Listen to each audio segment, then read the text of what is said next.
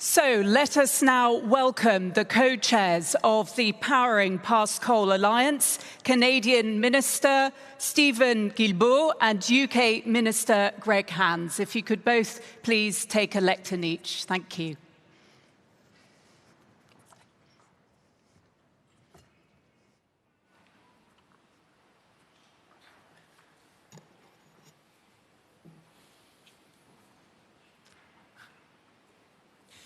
Well, thank you very much indeed. And it's great to be with you to help round off what has been an amazing and productive energy day.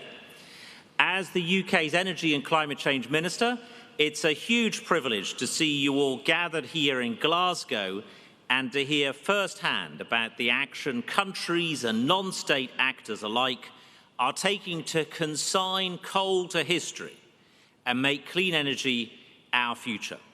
I was absolutely delighted to take on the role of co-chair of the Powering Past Coal Alliance, an organisation at the heart of our green energy transition. There's many organisations in this space, but I have to say this is my personal favourite and my favourite initiative here at COP26 because it's so straightforward and easy to understand.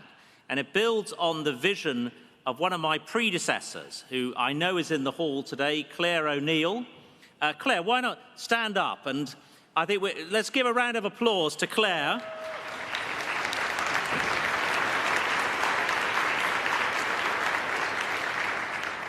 And also, I'm told, Catherine McKenna, the Canadian counterpart, she's not in the hall, but she's the co-founder back at COP, I think 3 or 4 years ago in New York, where the UK and Canada got together and said, let's do something about it. It's a great pleasure to be joined by my current Canadian counterpart, Minister Guilbeault, new Environment Minister and co-chair of the Powering Past Coal Alliance.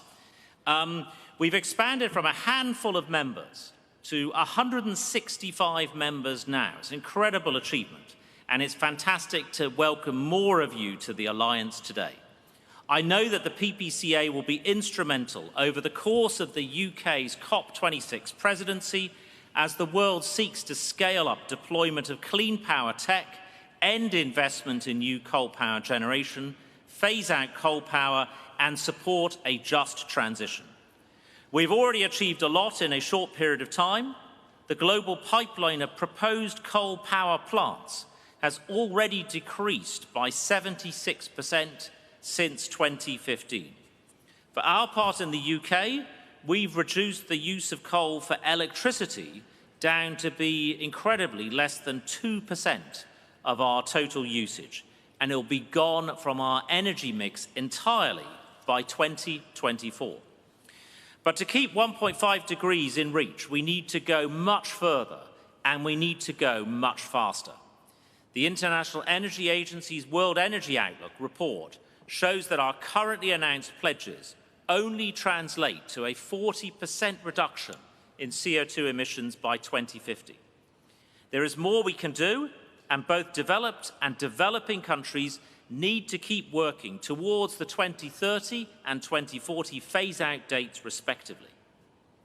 Analysis suggests we need to shut down the equivalent of 2 large coal power stations a week globally. 2 large coal-fired power stations a week globally to reach the 2040 target.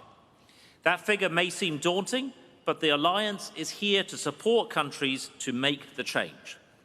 We also understand the challenges this transition brings, especially for emerging economies who face the risk of stranded assets and less developed countries who will need greater support.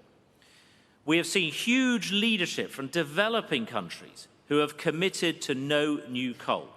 I want to use this platform to invite others to take this first most important step to eradicate coal before the end of this year. Looking to the future, the PPCA is driving forward a new, exciting agenda with fresh priorities. Countries' commitments to ditching coal must be met with significant and sustained support to be achievable. That is why the PPCA is partnering with the Climate Investment Funds, which will bring powerful policy expertise alongside climate finance to help coal-dependent economies make the transition to greener energy sources. We're setting up a series of regional engagement meetings between the CIFs and countries developing investment plans for alternatives to coal. This will enable countries to develop effective clean energy plans. Through this partnership, we will work with countries like South Africa, like Indonesia, India, and the Philippines to support this transition. This is a bold vision to carry the work of the PPCA forward, one which brings together a coalition of countries and stakeholders who are committed to the steps we need to take. We are not an alliance of the already phased out, but one of cooperation between our current members and those we'll hopefully be welcoming soon to rid the world of coal power emissions. I say finally, this is no mean feat. I say standing in a place often referred to as no mean city, Glasgow, but we can get there. We need to strive to meet our objectives collectively, and as an alliance, Claire and Catherine chose the alliance word deliberately those years ago. As an alliance, we are committed more than ever to support the transition. Let's keep powering the world past coal. Thank you very much indeed.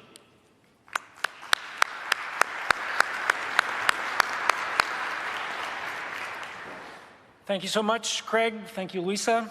C'est un honneur pour moi d'être ici en tant que ministre canadien de l'Environnement et du Changement climatique et co-président de l'Alliance Powering Past Coal. When I went to the very first COP as a young environmentalist in Berlin in 1995, the idea of a global alliance dedicated to fighting coal would have been considered a radical, a utopian fad. I'm proud to stand here with my co-chair, Craig Hands, on stage of a COP presidency that has put the global transition to clean energy at the top of its agenda. Ending emissions from coal power is one of the single most important steps we must take to meet the goals of the Paris Agreement and the 1.5-degree target in particular. A step that also improves overall public health by creating cleaner, more breathable air. But more than that, Greg and I are here together to send a simple message: that coal power phase-out is inevitable. It may seem impossible to talk about this at a time when the world is recovering from the pandemic, and countries, including here in the UK, are suffering from a global energy crunch. Mais ces crises, aussi difficiles soient-elles, nous ont également montré la rapidité avec laquelle nous pouvons nous mobiliser et innover à l'échelle mondiale lorsque les enjeux sont les plus élevés. Cela souligne l'importance de réussir la transition. L'élimination des émissions dues à l'énergie du charbon ne peut se faire au détriment de la sécurité énergétique, de l'accès à l'énergie et de son caractère abordable. Ce processus doit aller de pair et cela représente une énorme opportunité mondiale. The PPCA is a proof that this is achievable. The alliance was launched at COP23, a small alliance, 28 members, lots of high ambition packed in one small room. I was there as an NGO representative. We have come so far in such short time. And here I should tip my hat, as Craig did, to my predecessor, Catherine McKenna, as well as Jonathan Wilkinson, whose work founding and building the PPCA over the past 4 years has helped to get us where we are. A testimony to the success that is today, alone welcoming another 28 new members to the Alliance, bringing us to more than 160 members from around the world. I'm happy to welcome 7 nation-states: Chile, Ukraine, Estonia, Slovenia, Mauritius, Azerbaijan, and Singapore, who becomes the first national government member in Asia. And the subnational government, we welcome the Polish city of Wałbrzych and Koszalin, the South African city of Durban, Guimaras, Ormoc City, and Negros Occidental in the Philippines, as well as the U.S. state of New Mexico. L'engagement pris cette année par la Chine, la Corée du Sud et les pays du G7 de mettre fin à tout nouveau financement public pour le charbon thermique a envoyé un signal clair au secteur privé. Si vous n'avez pas de plan de transition pour abandonner le charbon, vous ne prenez pas en compte les risques climatiques pour vos actionnaires. I'm also pleased to welcome several new private sector members, including financial firms such as NatWest, Score Global Investment, and the Ethos Foundation, Ukrainian and Indonesian utilities, DTEC and Indica Energy. And I'm extremely pleased to welcome a number of Canadian firms, including TransAlta Corporation, Vancity, the United Church of Canada, and Export Development Canada, the PPCA's first export credit agency. We realize that as we end support for coal projects, countries need support and clean energy financing. C'est pourquoi le Premier ministre canadien a annoncé, il y a 3 jours, qu'1 milliard de dollars pour l'élimination progressive du charbon et la transition vers des énergies propres serait alloué au Fonds d'investissement climatique. Aujourd'hui, je suis heureux d'annoncer que nous nous associons au Fonds en tant que nouveau partenaire stratégique de l'Alliance Powering Past Coal. The phase-out is underway in Canada. We are committed to ending export of coal, thermal coal and phasing out conventional coal-fired electricity no later than 2030, while supporting coal workers and their communities through the transition to cleaner energy. And Canada is pleased to help others plan their transition. We have our work cut out for us. It won't be easy, but it is necessary. Thank you. Merci.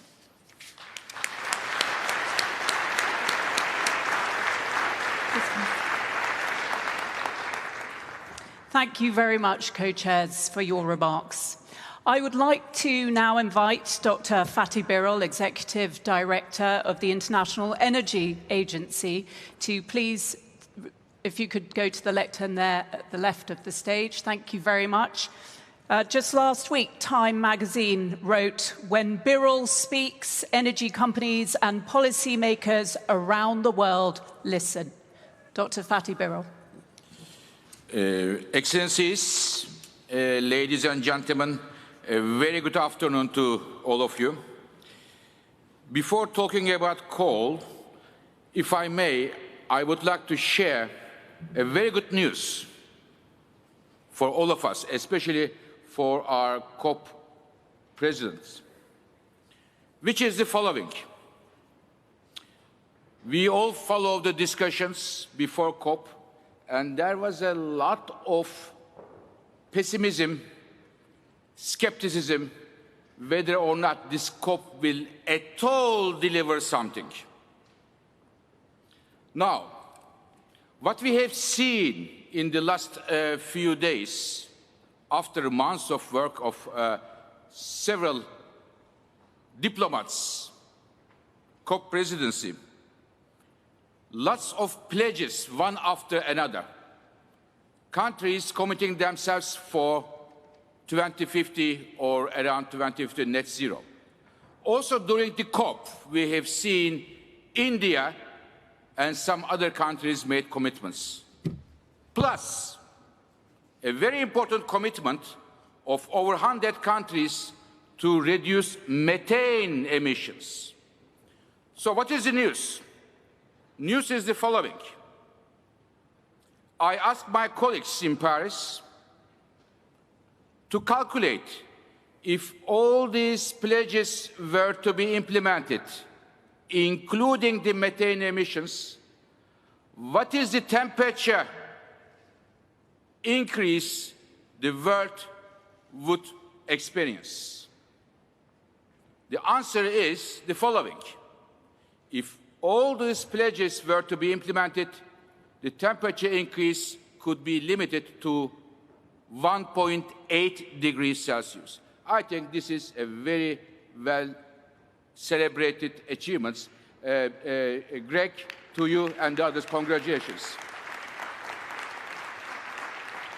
I will congratulate you more after in about 9 days, but for the time being, a preliminary congratulations.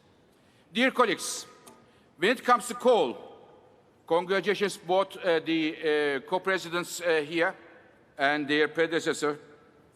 Now we have two problems here. Problem number one, not to build new coal plants, which was explained by several colleagues that the appetite is not so big. But the other problem, for me, the blind spot of the coal debate is what are we going to do with the existing stock? According to the numbers of the International Energy Agency, if the coal power plants in the world we have now would continue to run in line with their normal economic lifetimes, they will eat up half of the budget we have to reach 1.5 degrees Celsius target. Alone, they will eat up half of the budget. So therefore, a big challenge is phasing out the existing coal plants around the world, in addition to the discourage to build new ones. And here, there are many discussions. I would like to pinpoint two issues. Number one, phase-out policies should be well designed to see what would be the implications on electricity security and the prices. Otherwise, you may well hear, once again, misportrayed claims that, for example, as we hear now, current high prices is as a result of clean energy transitions, which is completely wrong. But again, not to give a room for such speculations, electricity security and prices in the well-designed phase-out policies have the priority. Number two, and this is very important for me, coal phase-out in poor countries and rich countries are completely two different issues.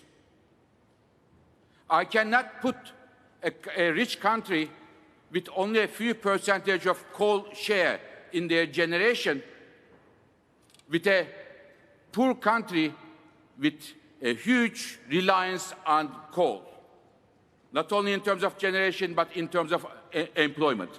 So therefore, I hope this initiative will keep an eye and support the phase-out strategies in developing countries in many respects, including the financial support. I thank you very much. Dr. Fatih Birol there, thank you very much indeed. And now to the Special Advisor to the UN Secretary-General on Climate Action, Selwyn Hart. If you could take to the microphone, thank you very much. Selwyn has served in several important climate change leadership positions, leading to his appointment at the UN last year. Selwyn. Thank you so much. Distinguished co-chairs, excellencies, pleasure to join you here this afternoon. And what started just a few years ago as a coalition of the willing has now become an unstoppable movement. In just a few years, we have come very far in our push to move the world from coal to clean and to accelerate a just transition that leaves no one behind. The G20 as a whole has decided to end international coal finance this year. This decision will have many important effects.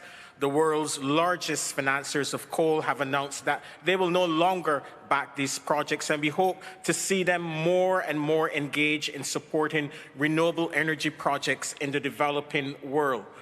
We now need all G20 countries to commit to phase out coal based on the science, OECD countries by 2030 and globally by 2040.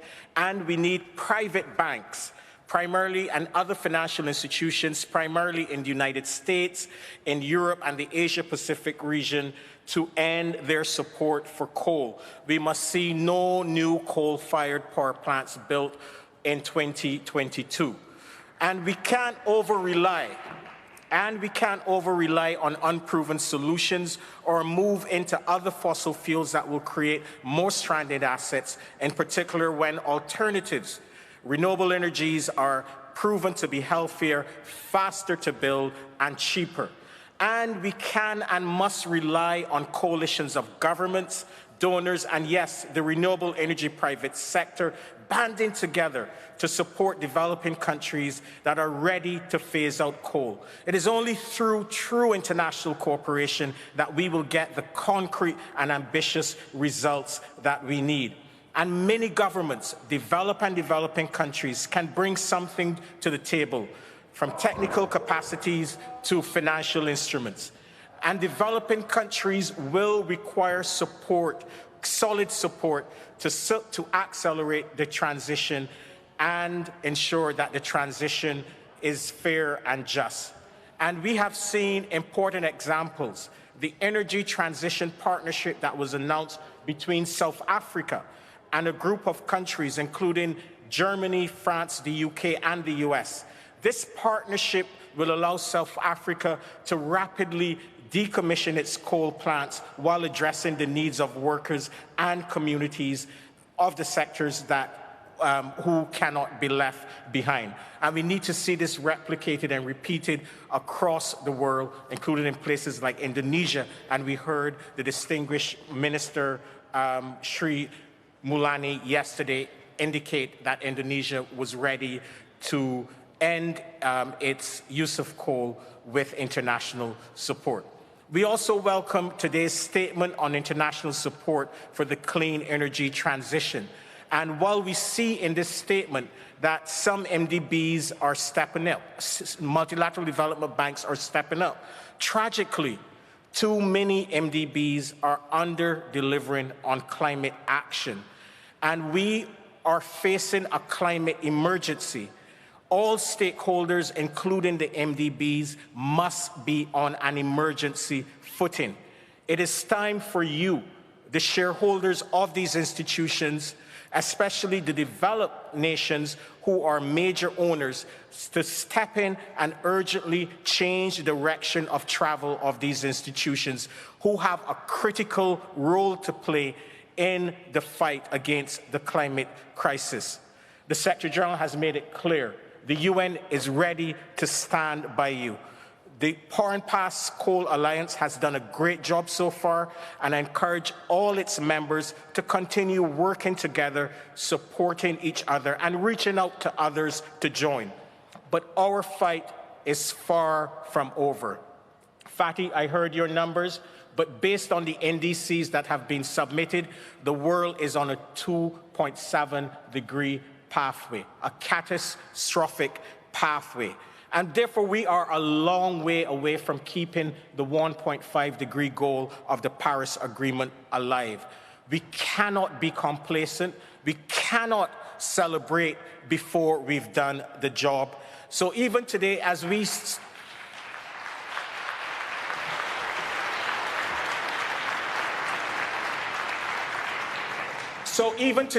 celebrate our success, this is a fight we cannot afford. We must recognize that this is a fight we cannot afford to lose. I urge all of you to keep up the fight. I thank you. Mr. Selwyn-Hart, thank you very much indeed. I just want to check that everybody's okay. There seems to be a medical emergency. So if we could just take pause while we just check on our guest. If you could just remain, thank you.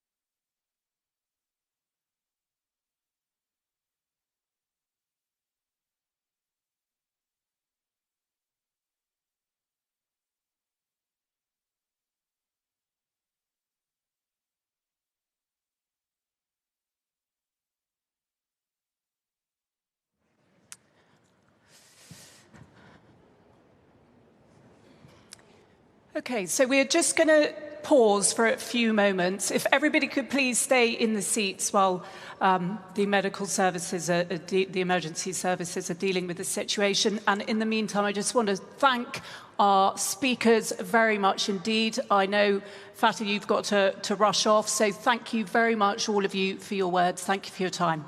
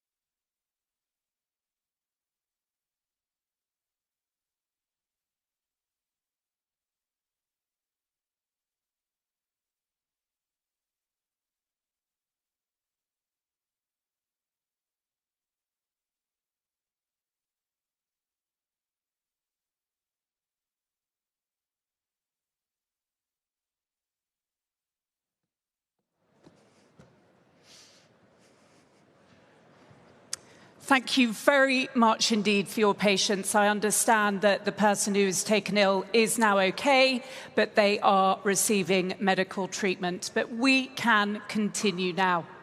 We have been so fortunate in the amazing speakers and participants who have been able to join us today. But not everybody could be here in person. So we're going to be watching a video now where we're going to be hearing from a new PPCA member, Singapore, and existing member, Israel.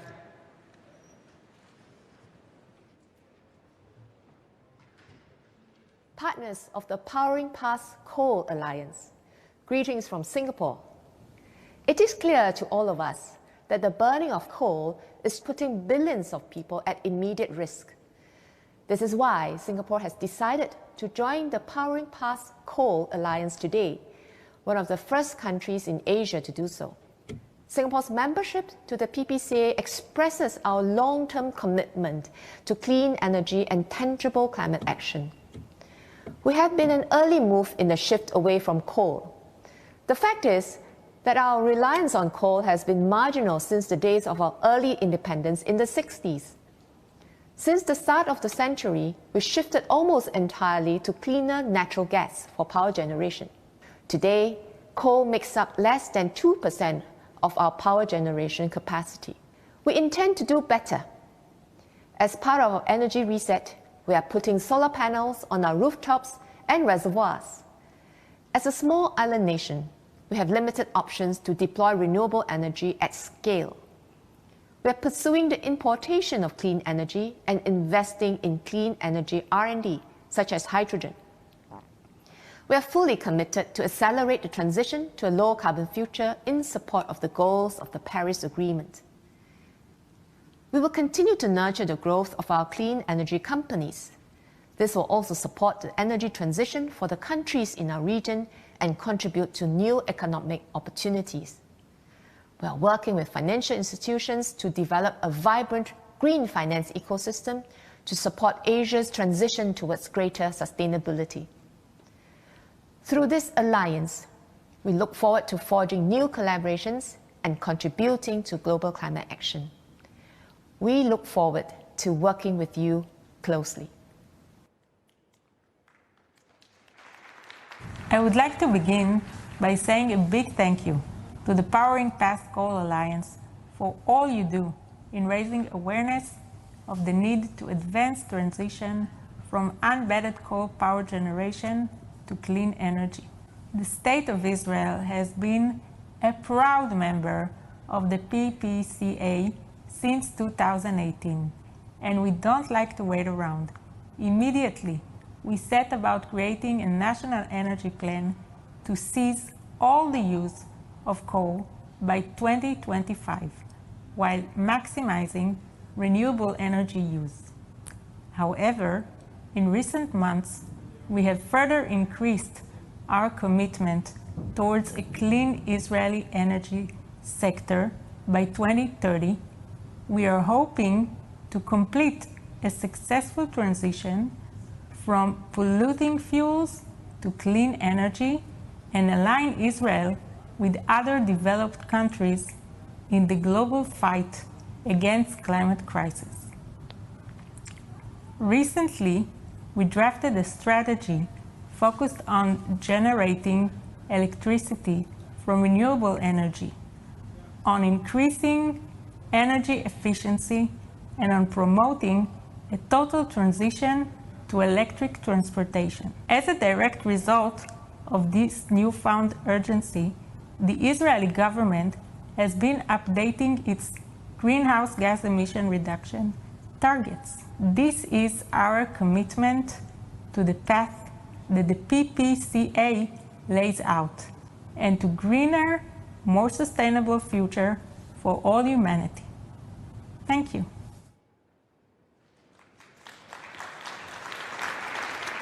And we are now going to hear from some of the new members who are with us here today. First, I'd like to invite Chilean Minister Juan Carlos Jobet to speak. I think if all the mics here on the table on the desk are working, we can maybe stay here if that's any easier, or would you prefer the lectern? It's fine from here. It's easier for everyone. Well, thanks, everyone. Hello. I want to celebrate the UK and Canada's leadership on this cause. Chile is very proud to join the Powering Past Coal Alliance.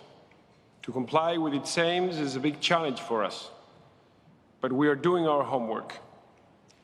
We currently generate around 40% of our electricity with coal, and coal plants have played an essential role in our economic growth over the last couple of decades.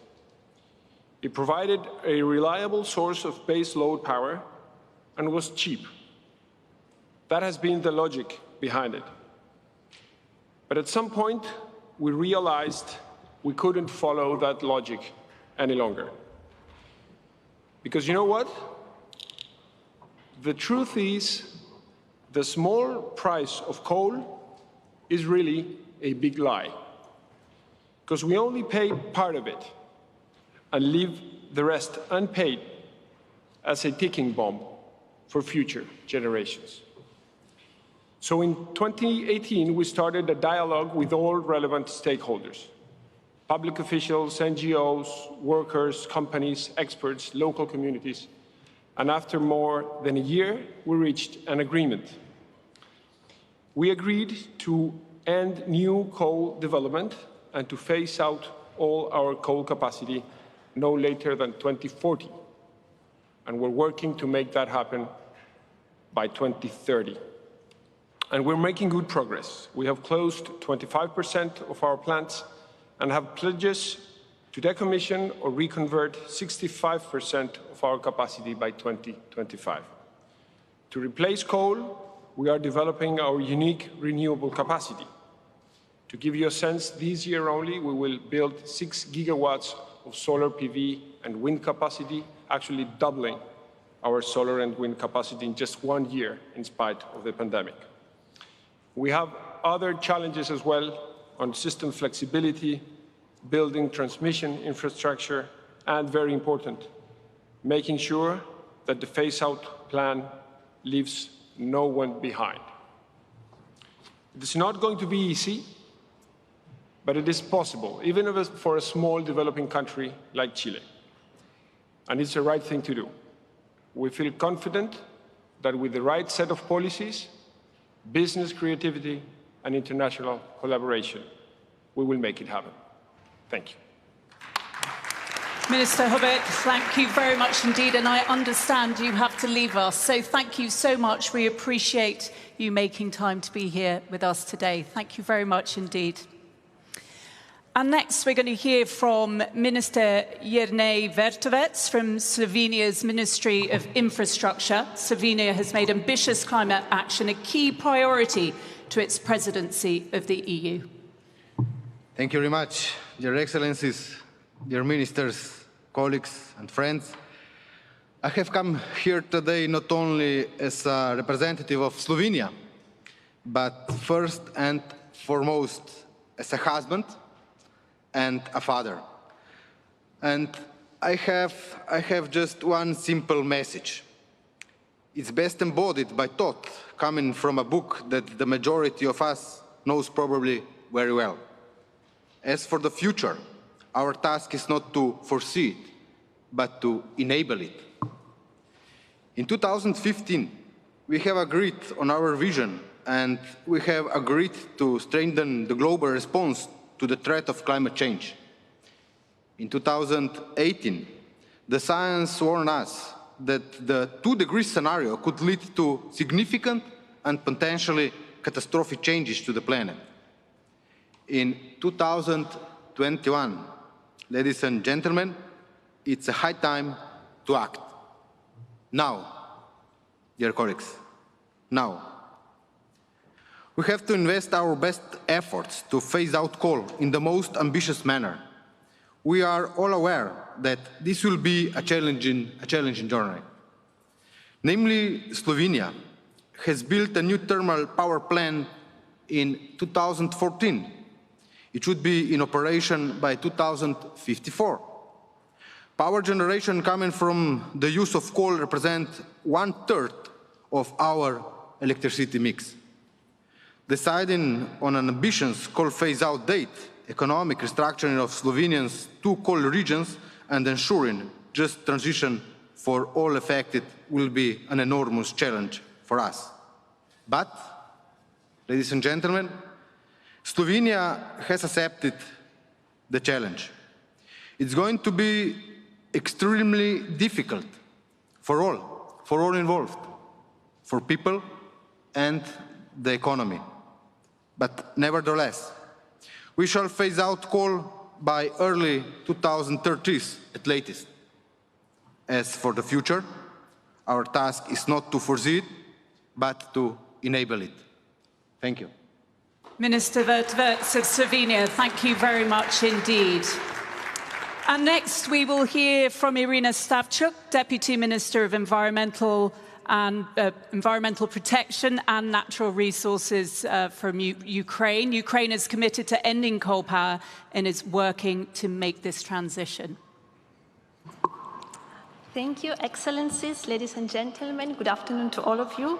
On behalf of the government of Ukraine, I'm really delighted to announce that Ukraine joins Fast Coal Alliance with a target to phase out coal in the electricity sector by 2035. The last year has been a tremendous shift in the Ukrainian climate policies. We have approved updated NDC after many calculations and many difficult discussions with energy sector, industry sector, and with other ministries. And we took the target to reduce emissions by 65% from 1990 level by 2030. And of course, energy sector is the biggest share and sector where the most of emissions have to be reduced. Over the last year, also major businesses in Ukraine, energy and steel, also took the targets for getting to climate neutrality. So this is a joint action of the government, and we also see it in the business. 30% of energy still comes in Ukraine from coal, and we plan to move to decarbonize the sector through development of renewable energies, through development of new balancing capacities, through integration to EU electricity system. This objective will not be easy. Ukraine has a quite difficult situation with energy poverty. Many people cannot afford paying their bills, so all the carbon pricing and all the modernization has to come with many difficulties. We also have coal regions in transition when we have to develop social programs and make sure that transformation will not leave behind those people who live in those cities. But we also understand that we don't have any other way for development, and we have to modernize energy sector based on renewables, based on new technologies, and on much stronger energy efficiency. And we are looking forward to working with all of you on this way. Thank you. Thank you very much, Irina Stavchuk of Ukraine. And next, let's hear from Estonia, which is already coal-free and will help to strengthen the alliance's presence in the EU. So from Estonia, Ms. Kadi Riskok, head of the Climate Department from Estonia's Ministry of Environment. Thank you. Dear partners of the Powering Past Coal Alliance, ladies and gentlemen, Estonia has set climate issues as its priority, and we are fully committed to meeting the goal of climate neutrality by 2050. While Estonia does not have coal, we also have had a difficult starting point. Our energy sector, our economy was almost completely dependent on our national fossil fuel, oil shale. And in our green transition, we have already reduced greenhouse gas emissions by more than 70% since 1990. We have taken important steps, of course, in the development of solar and wind energy over the past 15 years. And we plan to stop producing oil shale-based electricity by 2035 and switch to renewable electricity sources. We plan to completely phase out oil shale-based energy by 2040. This kind of transition out of fossil fuels, especially coal, is needed, of course, globally. And we know the effects that burning solid fossil fuels has on our planet, and we know that low-carbon energy solutions are the future. It is important, therefore, to have clear goals on the energy transition to offer clarity to our citizens and our industry. This is the only way to have a just transition, and we are fully committed to do that. Thank you very much. Kari Riskok from Estonia, thank you very much indeed. I'd like now to invite Minister Kavvidas Romano here on behalf of Mauritius. As a small island state, Mauritius is on the front lines of climate impacts and is therefore committed to phase out coal by 2030. Yep. Excellencies, distinguished guests, ladies and gentlemen, I'm pleased on behalf of Mauritius to be part of this Powering Post-Coal Alliance event to accelerate the global phase-out of emissions from coal power.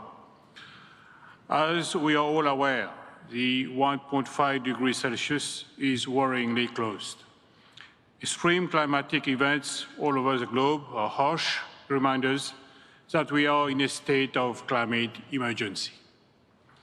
As recommended by the Secretary General of the United Nations, all countries should declare a state of climate emergency until the world reaches net zero carbon dioxide emissions. Climate change is a topmost priority for the government of Mauritius. Being amongst the most vulnerable countries, according to the World Risk Report, the Republic of Mauritius has joined the coalition of countries in declaring a state of emergency.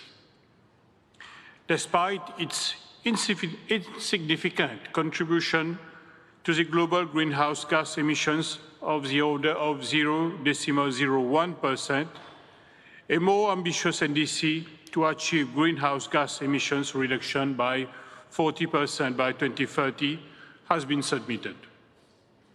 This target will be achieved through audacious measures as follows.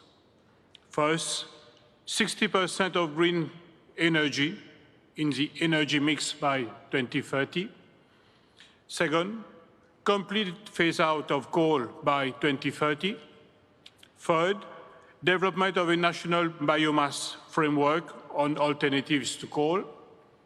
Fourth, the implementation of the electric vehicle integration roadmap. Fifth, achievement of a target of 100% renewable energy in Rodrigues Island within the next 2 decades. And last but not least, a long-term strategy for the energy sector is being developed under the Facilité 2050 initiative. It is along this line that I am pleased to announce that Mauritius is joining the Powering Post-Coal Alliance. I wish to also inform that Mauritius is also supporting the Global Coal to Clean Power Transition Statement, the Statement on Public Support for the Clean Energy Transition, as well as the Global Green Grids Initiative, One Sun, One World, One Grid. The implementation of most of these actions form part of the Mauritius NDC, for which partnership with the local private sectors, as well as support from the international communities, would be required. As a concluding note, we believe that with bold and timely measures by all parties, it is still possible to keep the crucial 1.5 degrees Celsius target alive. With these words, ladies and gentlemen, I'll thank you all for your kind attention. Mr. Kavvidas Romano from Mauritius, thank you very much indeed. And thank you to all those new PPCA members we've just heard from. But we are also joined by some of the Alliance's existing members who play an important role, of course, in driving the coal phase-out discussion. So let's hear now from some of them. First, could you please welcome His Royal Highness, Prince Jaime de Bourbon de Parma, Climate Envoy of the Netherlands. The Netherlands has been a member of the Alliance from the beginning and has continued to be one of the most active members since. Your Royal Highness. Thank you very much, Chair. Now, the Netherlands is a very proud member of PPCA. 2 years ago, we passed a law to phase out coal. From 2030 onwards, it will be completely prohibited to produce electricity from coal in the Netherlands. So there's no way back. Now, what is great about PPCA is that its members can achieve so much more by working together in a coalition. By speaking together, our voices are louder. And let's be very loud today. And I'm very happy to welcome the new voices, Chair, as you said today, that are sitting here next to me. And we have people, we have governments members joining us. Some have already spoken. We have new sub-national members, and we have the private sector members. All of you are most welcome. I want to focus my contribution today on finance. We all have agreed to bring financial flows in line with the Paris Agreement. In addition to phasing out coal from energy mix, we must seize new investment in coal-fired power and boost investments in clean energy, domestic and abroad. This is what the PPCA Financial Task Force is trying to achieve. Now, we have received some encouraging signs recently, including through the G20, committing to end government support for overseas coal-fired power by the end of this year. But stopping private finance for coal power and technology is at least as important. And I'm very happy to report that several major financial institutions signed the PPCA financial principles earlier this year. This means that they commit to stop financing for new coal power plants. And the signatories include ABP, which is also my own pension fund. And this is the 5th largest pension fund in the world, with about 500 billion in assets. And just last week, ABP actually set a next important step in order to align its investments with the Paris Agreement goals. ABP announced that it will divest from all fossil fuels. And I feel very, very encouraged by this news, and yes, an applause is more than welcome.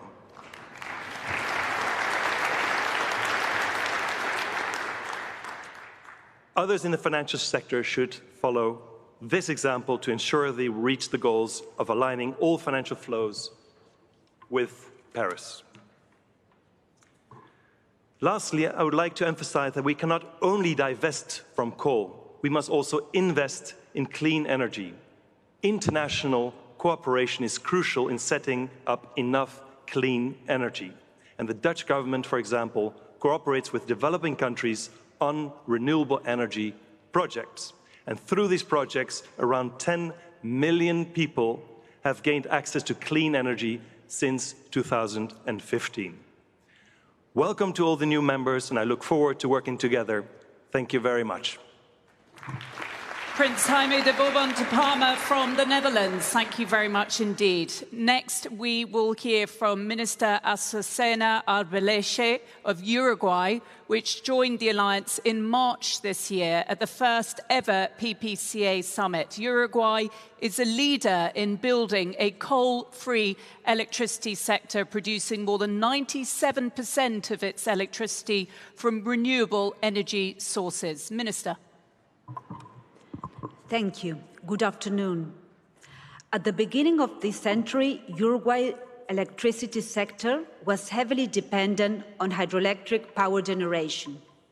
Having no proven reserves of oil, natural gas or coal, in years with low rainfall, we needed to import costly electricity or fossil fuels to make supply meet demand.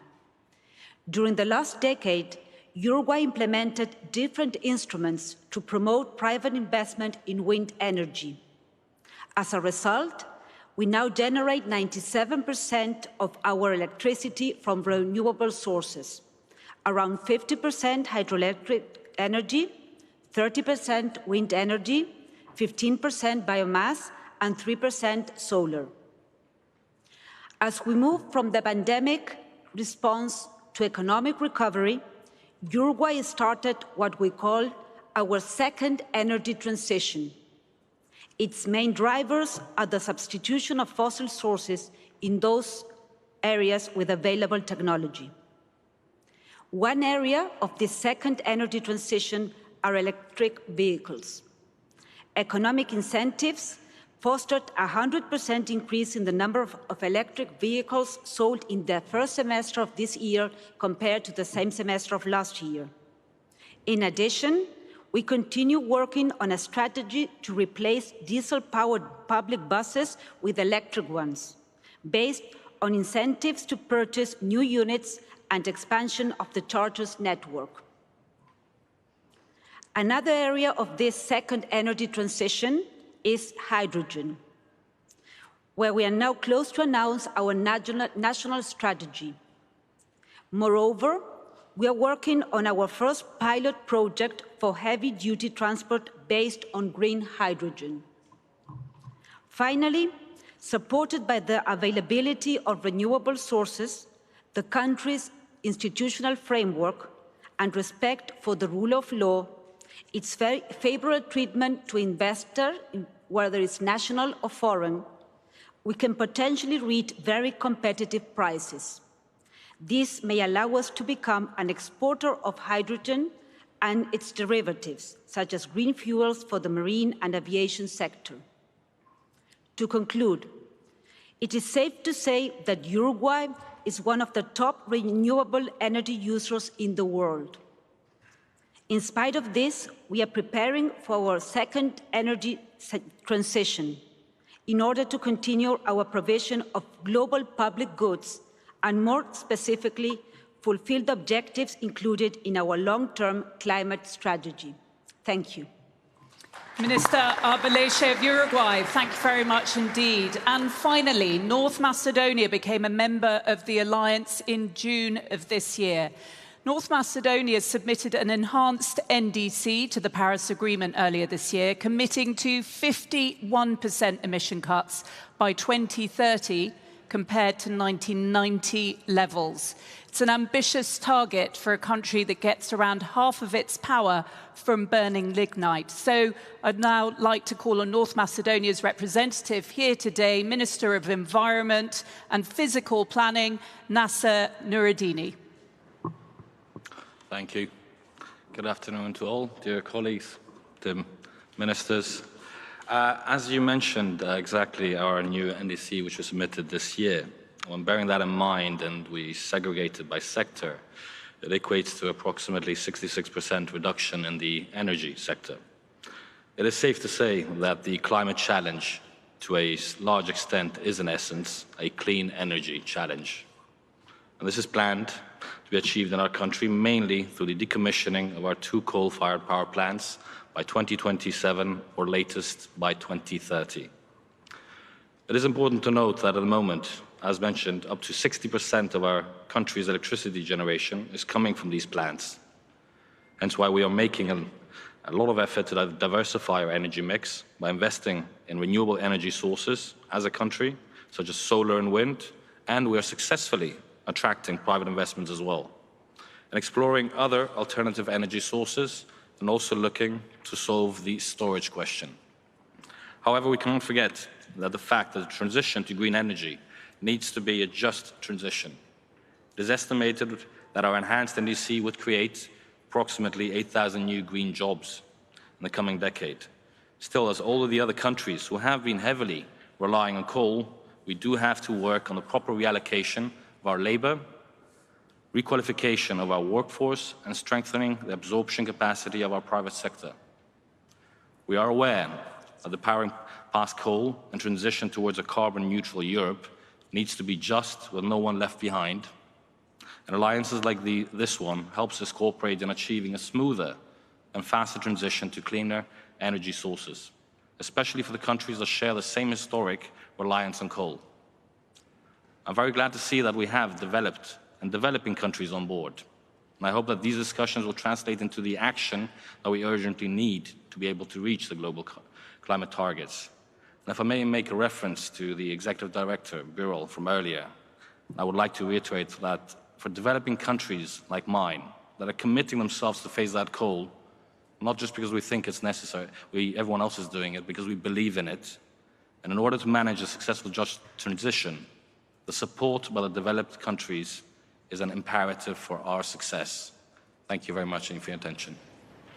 Nasser Nuruddini from North Macedonia, thank you very much indeed. And thank you to all of you government representatives who have joined us here to speak today. Thank you. If I could just ask you to remain in your seats for a few more minutes while I introduce the next video, please. Now, just as we heard from a few countries who were unable to join us in person earlier, we're now going to be hearing from the newest subnational governments of the Alliance, including cities and regions in Poland and the Philippines.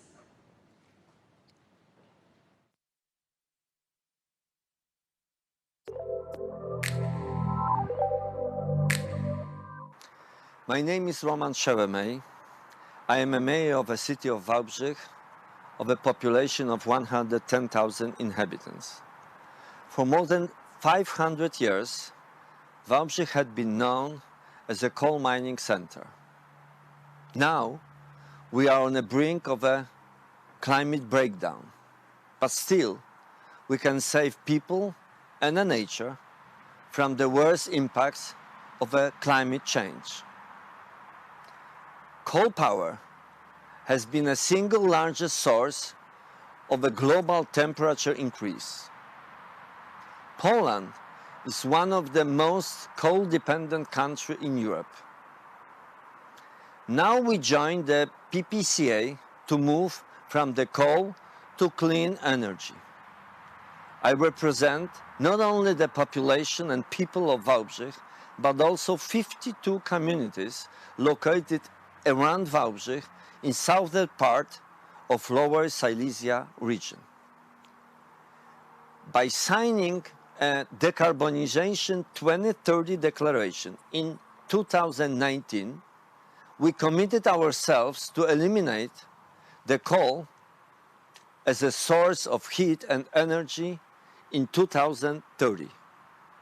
It would require good planning, determination, and funds, but we are convinced that we can reach the goal in 2030. Thank you very much for inviting me to this Congress, and I wish you a good discussion during the Congress. Thank you very much.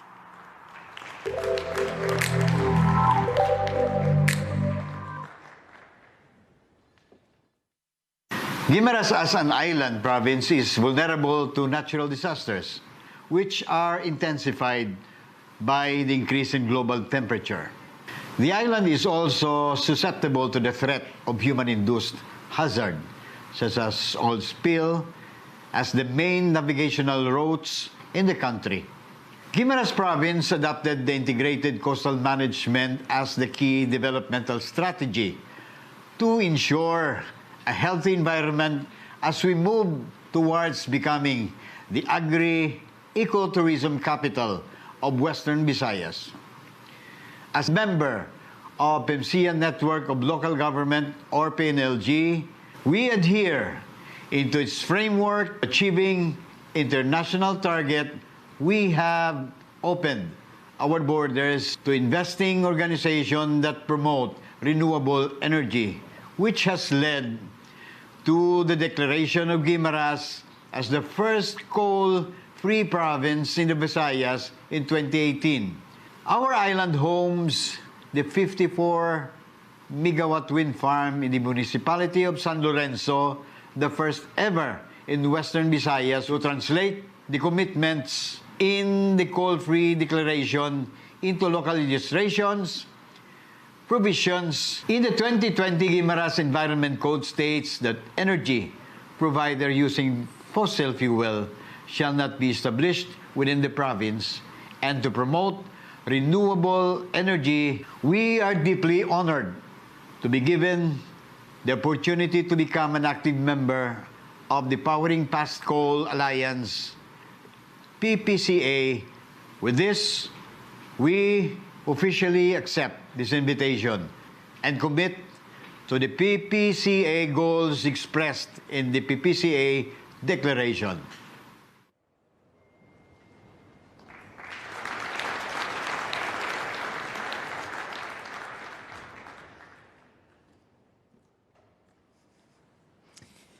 Now, as the co-chairs noted in their opening remarks, the PPCA is not just a group of governments. It also brings together a wide range of utilities, financial organisations and other private organisations.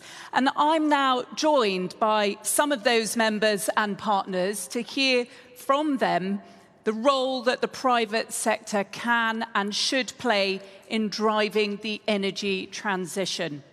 So I'm going to be putting a question to each of the guests here on our panel, starting with Dr. Céline Herwaya, Group Chief Executive of HSBC, who have joined the Alliance today. Dr. Céline Herwaya, what is the role of a global bank like HSBC in addressing the coal challenge then? Thanks very much. I think I've just been promoted because I'm Group Chief Sustainability Officer. Officer. What have I called you? But all good, all good. So first of all, thank you very much, and Excellencies, ladies and gentlemen, it's great to be here. I'm really delighted to be able to announce that HSBC is joining the PPCA.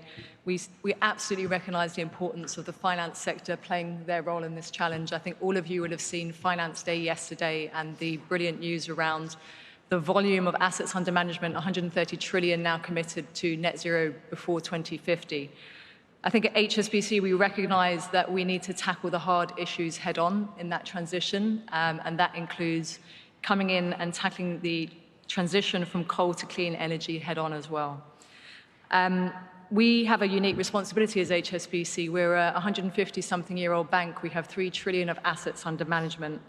And we have a long and rich history from east to west, and a very kind of heavy presence in emerging markets. And we're absolutely committed to making this transition in partnership with our clients, energy companies around the world, and helping them think about helping them finance that transition that they have ahead. We've actually had a policy in place since 2018, which has prohibited the financing of new coal development and expansion. But this year at our AGM, we passed a special resolution on climate change, which also was proposed by the HSBC board and a number of our shareholders, and had the backing votes of 99% of those shareholders. And it includes a commitment to phase out the financing of coal-fired power and thermal coal mining by 2030 in the EU and in the OECD, and by 2040 in all other markets. We were hoping to release the implementation details of this policy in a number of weeks, so you can all have a look at the detail. But as a bit of a snapshot, an early snapshot, it will include targets, short-term targets for financed emissions. So it's not just a cliff edge at 2030 and a cliff edge at 2040. You will see that managed decline rapidly in that portfolio of financed emissions. We also, as a key mechanism for implementation, will have client transition plans at the heart of that.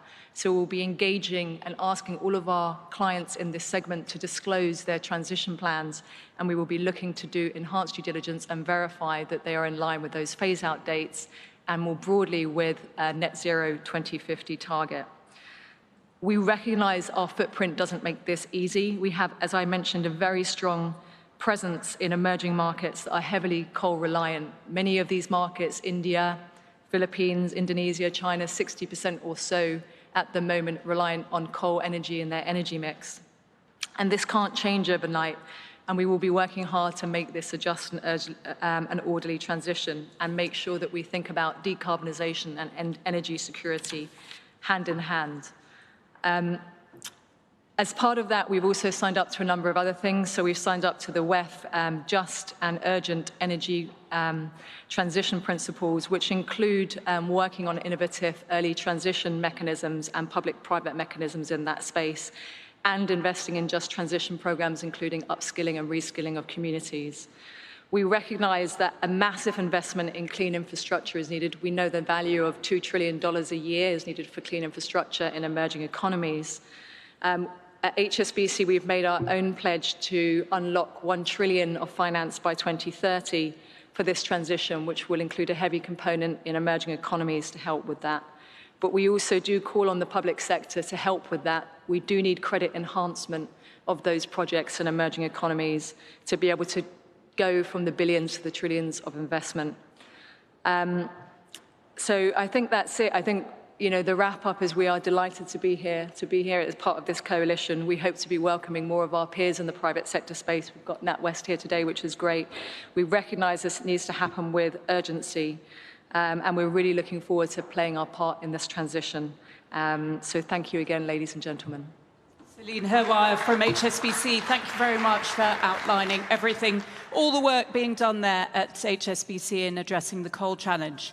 Next, let's hear from Mafalda Duarte, the CEO of the Climate Investment Funds, which is one of the world's largest and most ambitious multilateral climate finance mechanisms.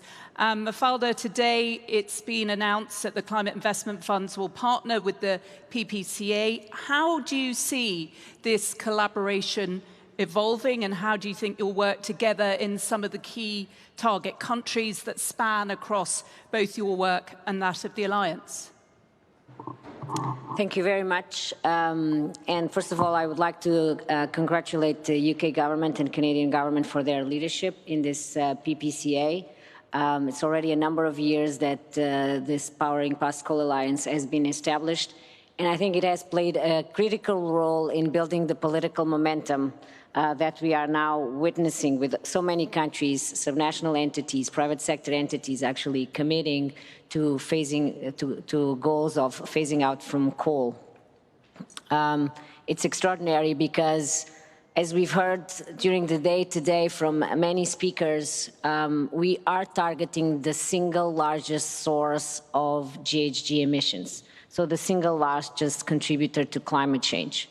And it has to have a key role, a key place in this energy transition reform that we are all aspiring for. Today is, as you said as well, not just we are joining the PPCA, but we launched officially our new investment program, Accelerating Coal Transition Investment Program. This is an ambitious program. We will start off by supporting 4 countries, South Africa, Indonesia, India, and Philippines. We are bringing public capital, scarce public capital, at quite a reasonable scale into these countries, to not just credit enhance the investments, as Celine was referring to, but also work on 2 other critical components, which are the governance, so the policy and the regulations and the institutional frameworks to enable this transition, but also the just transition agenda, so the people and communities, and really work across levels of government and with the private sector to make sure that we don't leave these communities and these people behind. And this will involve, of course, diversity of investments, not just in terms of skills development, social protection, but also generating new economic opportunities. So we very much, we have been working for a number of years in this program. We are quite pleased to be able to bring it to fruition now, to start engaging in these countries, and very much look forward to benefiting from this alliance, PPCA, to collaborate with other institutions that are part of the alliance in helping us succeed in these countries, learning from experiences of other countries, be able to share our own experiences as we move forward and support these countries. So that's very much our goal and aspiration. So we are really delighted to be part of this community of champions of this agenda. Thank you. Mafalda Duarte, the CEO of the Climate Investment Funds and new PPCA partners. Next, let's hear from Ignacio S. Galan, from the Chairman and CEO of Iberdrola, a major utility based in Spain. Iberdrola is a pioneer in the energy transition and one of the first companies to join this Powering Past Coal alliance. Mr. Galan, based on your own experience, what is now needed, do you think, to accelerate decarbonisation while maximising opportunities offered by green economies? So thank you very much. I think we are in a crucial moment if we would like to reach the net zero by 2050. And my message is very clear. We can do it, but we need already to stop talking and start acting. We need already to move fast from fossil fuels to renewables. And investment in energy transition needs to be multiplied by 3 times. Our track record, the track of Iberdrola, is a good example. We were the first mover 20 years ago, transforming our company from a traditional utility based in Spain at the time into one of the 3 or 4 largest worldwide, with presence in more than 40 countries. We closed 17 coal and oil power plants, and we have already invested $150 billion in clean energies. By the way, the last chimneys of our coal power plant are being demolished those days, including Longanet, which is the largest power plant in the UK. So it's going to be demolished in the next few days. So here in Scotland, which is our subsidiary is Scottish Power, we closed this largest coal power plant with no negative impact, social impact at all. And we had invested, meantime, billions in onshore and offshore wind, networks and storage. Now, I'm very proud to say that Scotland is not relying any longer on coal. It's a world leader in renewables, and hundreds of local companies are benefiting from the boom of offshore wind. In the world now, we sustain over 400,000 jobs, and we have already transformed companies from declining sectors like shipyards into leading manufacturers of offshore wind components. At the same time, we are offering competitive prices for industries, households, as renewables are already today cheaper than any another generation technology. And at the same time, we are reducing emissions, improving air quality and protecting biodiversity. Today, our emission is 1/7 of our European peers, less than 50 grams per megawatt hour. Also, we are already becoming much larger than we were. Our plan is to continue investing heavily. Our plan is to invest $180 billion in this decade, doubling the actual levels to reach zero emission by 2030, 20 years ahead of European peers in targets. We have the technology, the skill, the access to financial resources. So, what we need? First, current and stable regulatory frameworks. We are investing for 40, 50 years with the standard power plan. The second is respecting the rule of law in all the countries. We need to end subsidies for fossil fuels and provide price signal based on the principle who pollutes pay. And we need, very important, to accelerate permitting processes for green projects. In some cases, the permitting takes 5 to 7 years when the construction of a power plant takes 18 months. It's our duty to leave a cleaner, more sustainable planet to future generations. And we can do it now, thanks to the electrification with clean energies, smart networks, and storage. Thank you very much. Some very ambitious targets and commitments there. Thank you very much, Ignacio S. Galan from Iberdrola. Now, I'd like to turn to Mairead Lavery, President and CEO at Export Development Canada, which today became the first export credit agency to join the PPCA. Mairead, could you tell us a bit about the work you've been doing, please, and the role that export credit agencies can play in advancing coal phase-out?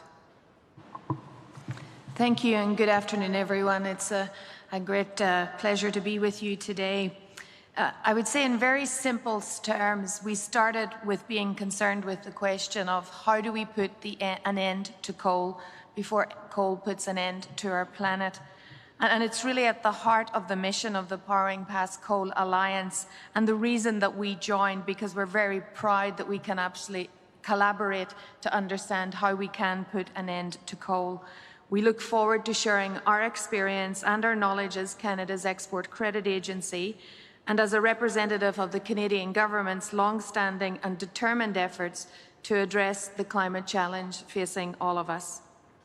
So over the last few years, Export Development Canada has been making many choices to put a focus on climate action. Our decision on coal was made 6 years ago. In 2015, Export Development Canada became the first ECA to restrict support to coal-fired power plants, mining and related coal infrastructure. And we've been working since then actively to help other international partners and peers come to the same conclusion that we did. In fact, today, I would like to challenge my peer ECAs to also sign up to the PPCA, to bring transparency to their actions and to their intentions. Coal, however, is only one of the areas where we've been taking action. We also needed to make choices on the support that we provide and where we invest.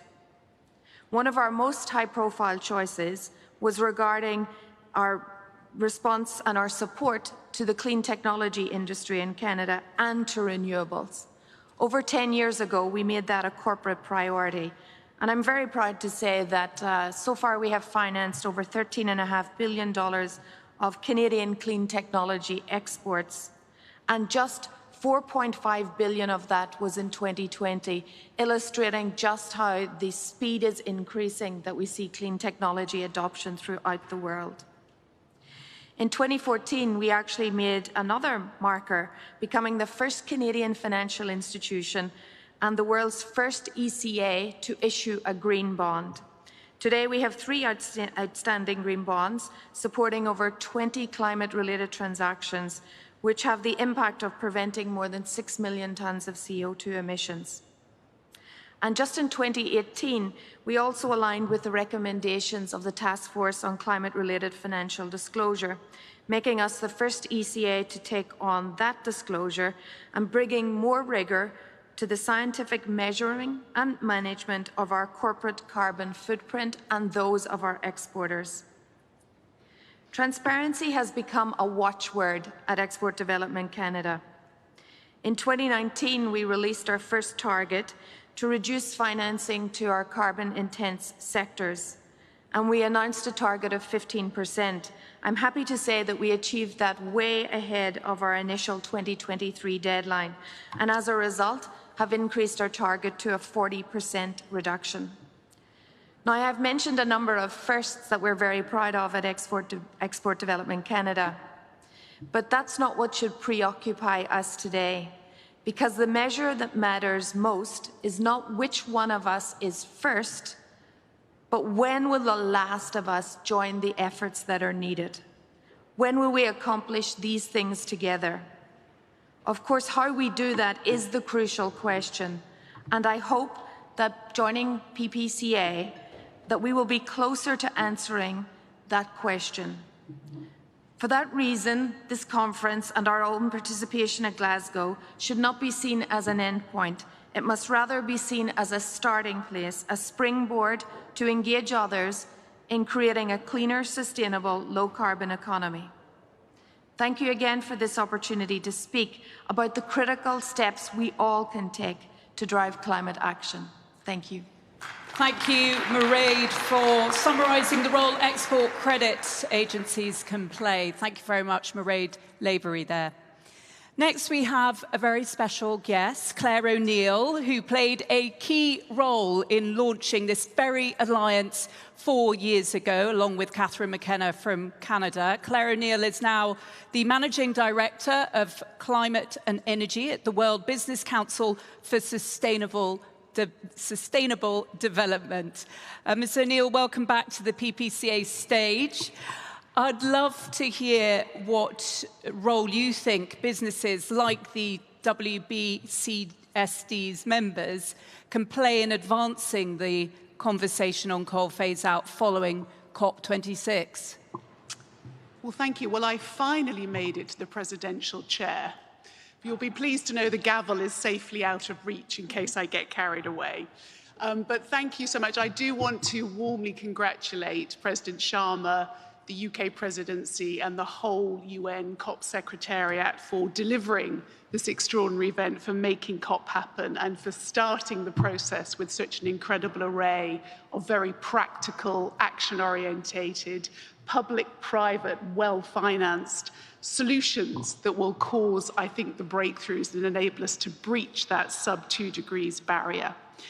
And it was actually that thinking, that sense of how do we create something that is really targeted, really practical, is a simple sign-up, both available for governments, but also for states, for cities, for regions, for finance agencies, for banks, and for companies, that led Catherine McKenna and I to have a really good idea in UNGA in 2017. And I feel like a proud mother seeing this little baby that we brought into existence 4 years ago, basically just starting school. Imagine when this thing reaches adulthood, how much progress we'll have made in phasing out the world's most polluting fuel. And the question is a good one. What is it that businesses can bring? And I think one of the things that we're really seeing in this COP is this recognition of the public-private action that can happen together. And at the WBCSD, we've joined the PPCA as a corporate activation partner.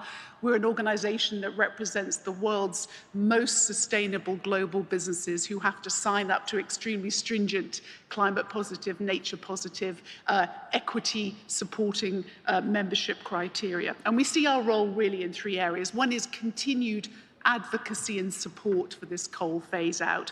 Yes, we want renewables. Yes, we see a series of transition pathways, but we need to coalesce around coal phase out and methane removal. And these are actually items 1 and 2 in our business manifesto for climate recovery that we published yesterday. But we also think there's a huge role for knowledge sharing. One of the things we hear a lot, not in developing countries necessarily, conversations with many companies in the US, 24% of their energy system, of course, still coal-based. How do you do this? How do you actually do the grid balancing exercise? What do you do with those communities who may work in a coal-fired power station or indeed be involved in the extraction of coal? How do we make this a just transition? And we see enormous opportunities to bring our member companies like Iberdrola, who have been through this transition, to really support and advocate at the corporate level, but also to influence policy. And lastly, we think there is incredible power in the corporate supply chain. It is very, very striking. If you really want to get into some of the hardest to reach areas, regions, countries, any amount of finger wagging is not going to do it. And finance clearly has an important enabling role. But if you can make a supply chain both an incentive, but also a possible disincentive, having that coal-free certification for the goods and services that many of those countries want to produce and export to the world, then we're really starting to see some acceleration. And we will be working with our members on coal-free supply chain certification and delivery. So I feel incredibly proud to be here. It's just so wonderful to see this. I do want to thank the extraordinary team from the Canadian and the UK government who have kept this thing going brilliantly, and wonderful to see 2 new great ministers as the stewards of this going forward, and a role we think for everybody. Thank you. Claire O'Neill from the World Business Council for Sustainable Development. Thank you very much indeed. And finally, we have James Close from NatWest here. NatWest is a major bank operating here in the UK and one of the PPCA's new members. And James, you're head of climate change. Yes. So what concrete actions have you taken or are you willing to take to end coal finance as part of delivering on broader pledges such as net zero targets? Thank you very much, and congratulations to the UK and Canadian governments and all who've signed up to the Powering Past Coal Alliance. And we agree that finance has a really important enabling role to play. We set out our climate strategy 18 months ago, and we said we'd get out of coal by 2030, and would also put apply credible transition plans to all major oil and gas companies and major coal companies, and make decisions on those by the end of this year. We wanted to announce that we will be tightening that policy on coal. We'll be making it more transparent and committing to getting out by the 1st of January 2030 completely, and out of all coal in the UK by the 1st of October 2024. And in addition, we want to stop financing new customer relationships with corporates who explore for, extract or produce coal and who operate unabated coal-powered plants. We want to provide, and as part of that commitment, we're obviously joining the Powering Past Coal Alliance, and we really want to play our role along with others, both in the knowledge side of things and bringing our other colleagues in the financial sector along with us. And we think that will accelerate the inevitable and unstoppable phase-out of coal to reduce emissions and protect our precious planet. So thank you very much for inviting us here and to be part of this alliance. James Close, Head of Climate Change at NatWest. Thank you very much indeed. Well, we are nearing the end of this event. We're not quite yet finished, so after the next speaker, please do remain seated. But for some closing remarks, I would like to now invite COP26 President Alok Sharma.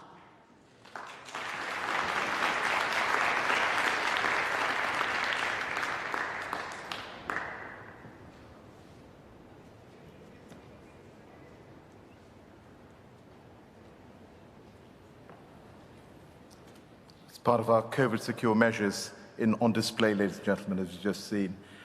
Look, it's a real pleasure to join you all today to celebrate the success of the Powering Past Coal Alliance.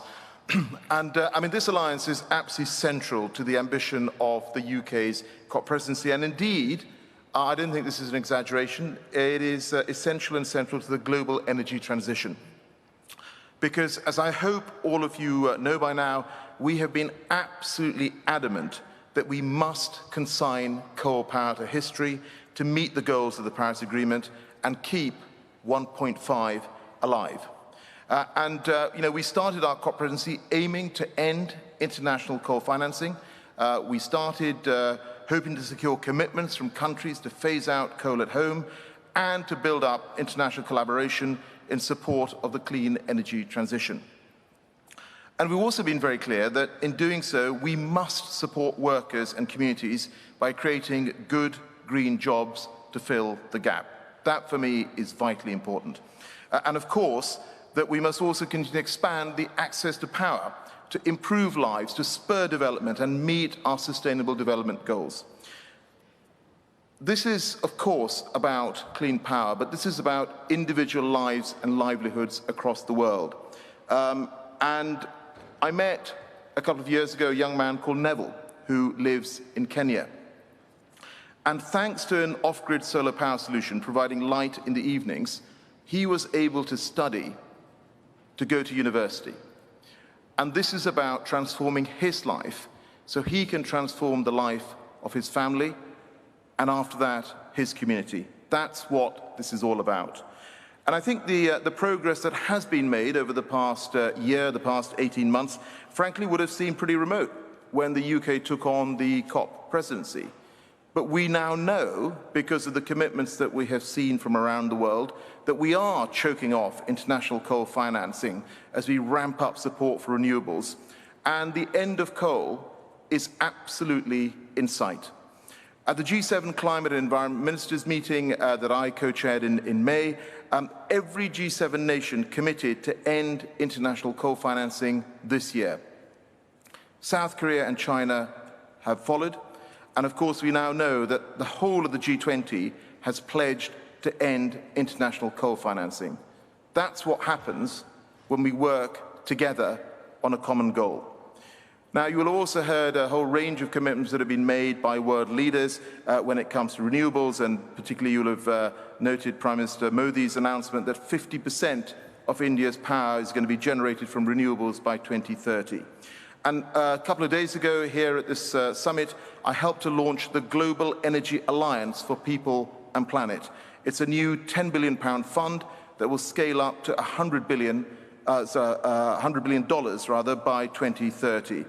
And this will support the clean energy transition, and it will partner with our COP26 Energy Transition Council that my friend Greg Hands and I work on, supporting the move to clean power in developing countries. And today we've also announced the Just Transition Declaration, signed by 14 governments and development banks. And earlier I launched the Global Coal to Clean Power Transition Statement, signed by a whole range of countries, companies and other entities as well. And of course, the new members of the Powering Past Coal Alliance that we welcome today absolutely build on this progress. 7 new countries, 7 new subnationals, and 14 new private sector and financial institutions. This is an alliance that goes from strength to strength. And together, with its 165 members, you send a really powerful message to the world that the age of coal is ending and a clean, green future awaits the world. Now, the changes that we have seen over the past couple of years, of course, are incredibly welcome. But we know that there's much more work to be done to complete that move away from coal and to expand access to power. And we will work on this during our presidency. Greg, Kwasi, I, others will drive this from the UK as well.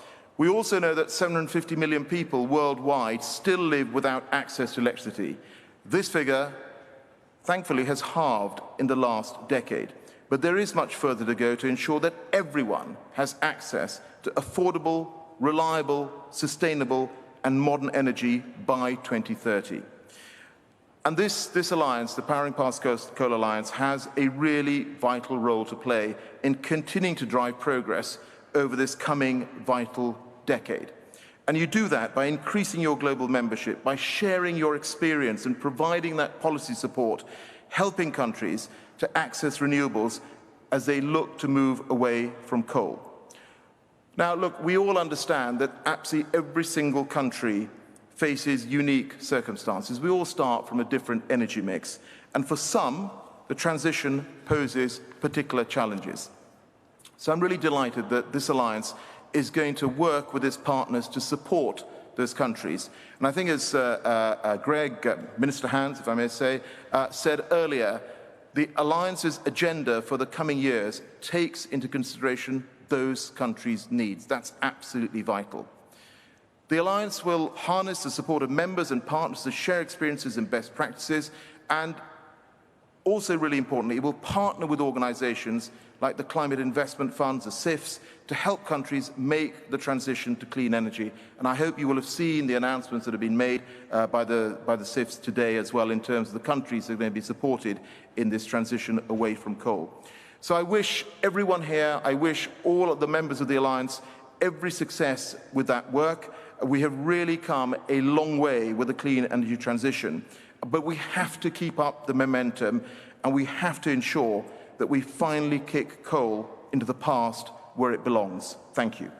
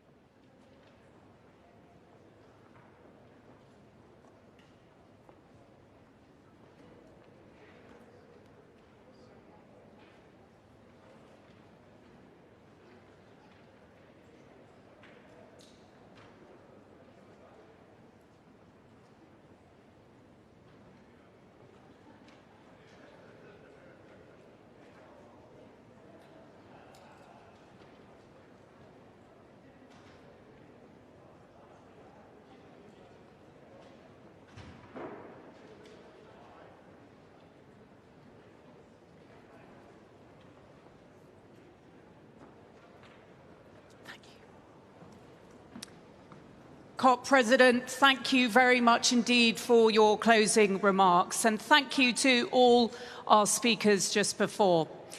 Before we wrap up today's events, we're going to be hearing from the Alliance's newest private sector members who were not able to be with us here today. They've sent video messages.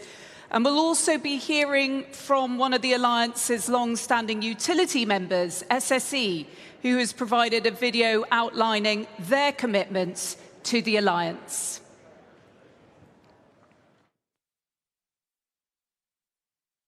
I'm honored to represent here DTEC as the first signee of PPCA declaration from Ukraine. New strategy of DTEC driven by ESG principles pays special attention to decarbonization. Our company sets the goal to reach net zero carbon emission by 2040. DTEC has constructed some of the largest wind and solar power facilities in Europe.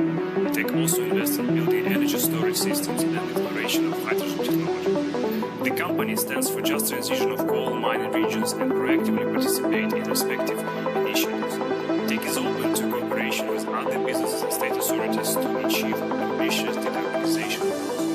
DTEC is full of energy for the great cooperation with PPCA for a greener and more sustainable future.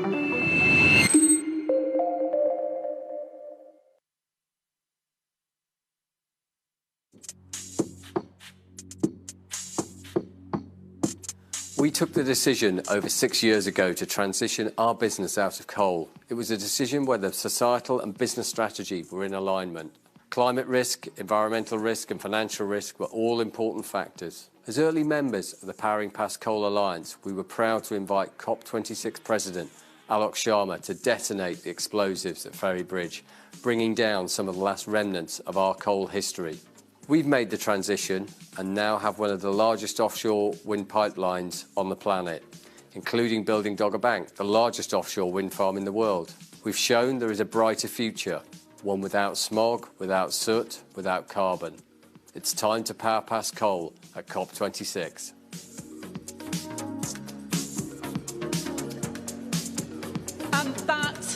And that, ladies and gentlemen, brings us to the end of today's events. And this event hosted by Powering the World Past Coal. Thank you so much for joining us here today during the course of Energy Day. Today's programme has demonstrated the critical importance of energy transition to the fight against climate change. I hope that you've all been left with a sense of urgency, but also of hope. Thank you very much indeed.